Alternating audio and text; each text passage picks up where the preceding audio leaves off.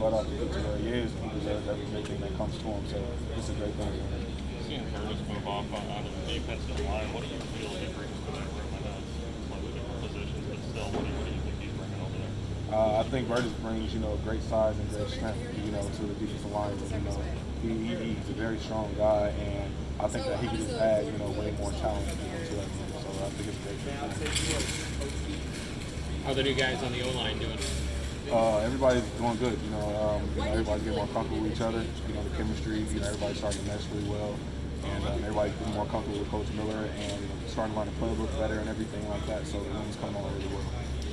Jordan going down kind of eats at the depth there a little bit. It's football. Is that in the back of your mind, injuries, or do you just kind of ignore that and just do what you do? No. We all know, what this game is capable of doing. We all know what it can do to you every time we put this helmet on. We know that this game has a 100% injury rate. But that's something that you can't think about. That's something that you just gotta have to take your mind off of. You just have to play the game, be free, and just play your best every chance you get, because you never know when something can happen. So you have to give it all every time you go. Your presentation airing on Big Ten Network. How proud are you of that? You get to represent the conference with that. I'm very proud moment for me and my family. For me and my family and my team, my university. I'm just glad that I was able to represent, this university, this program, and the entire Big Ten, all as one. I'm just glad I got a chance to get out there and tell my story, and I'm just glad that I got a chance to, tell people how much, this university and my teammates and my coaches and my family, mean a lot to me. So. Conference realignment.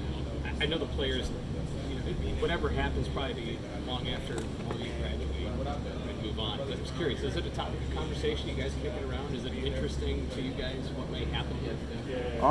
It's not something that we normally really talk about, but it's very interesting to see how things shape out, especially with the SEC. They're doing that. I think I see something that they'll start 2025 with their conference realignment. So it is something that's very interesting to see, but it's not something that we normally have a conversation about. Vederian, I'm just curious, I'm sure you've been asked about the scrimmage today, but where are you guys at in terms of, considering the last scrimmage in the spring, how do you guys feel about the progress you've made with still some time left? No, we feel great about the progress that we've made. Like I said before, everybody's coming together really well. Young guys are coming together. Everybody, the chemistry is just, getting better, every day that we go out there and play.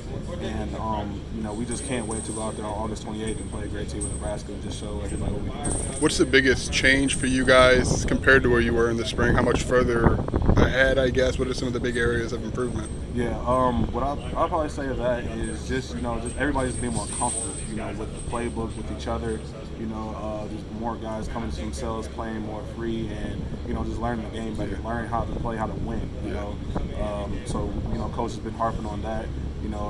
Playing to win and not making mental errors and penalties and turnovers and making all those mistakes that cause you to lose games. So I think that's the thing that's come the farthest since the spring.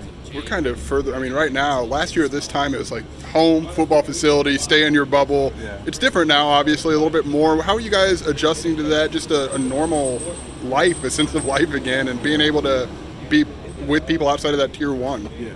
No, we're adjusting really well. Everybody's always with Coach Tank and with the training staff as much as possible. We want to make sure that we're not just preparing for practice tomorrow, practice next week. We're preparing for week 10, 11, and 12. When stuff gets hard.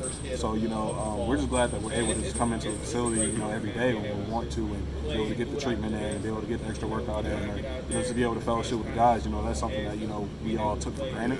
And we're just really glad that we get a chance to do that again. Was it more of like a set schedule, like you can only have so many people in at certain times last year? Like, is that the biggest difference, just a freedom to be around here? That's how it was with the workouts, but before you just couldn't go into every part of the building. Gotcha. You had to, there were certain processes locked down and whatnot.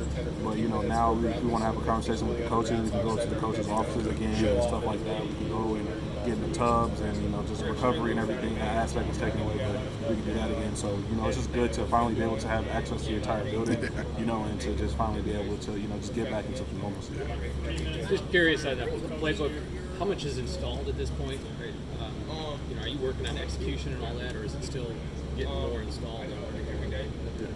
Yeah. Just guys are just trying to, just understand, every aspect of the playbook that's involved right now. But as of right now, you know, we're just doing our best to try to make sure that we know the ins and outs of the playbook. You know, Coach Peterson, you know, has a great offense, and we just want to make sure that we execute it to the team.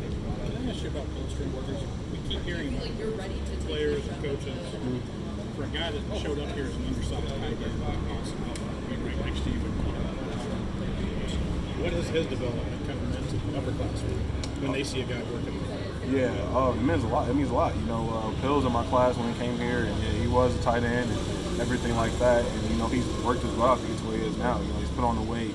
You know, he's put in the work. You know, he's developed the skill to be able to play guard in the Big Ten. So, you know, Phil deserves every great thing that's come to him. You know, he's worked his butt off once again to get to where he's at, and you know, everybody's proud of him.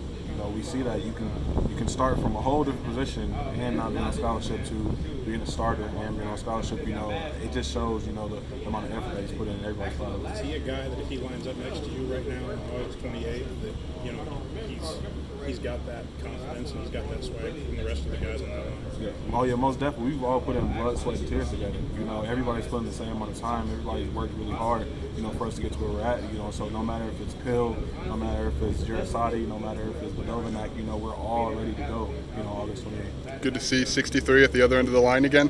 Yeah. What's it like? What's he bring to just be back out there? Oh man, Paucho, he brings that grit. You know, that's his mantra. That's his number one thing. You know, Paucho is a gritty guy.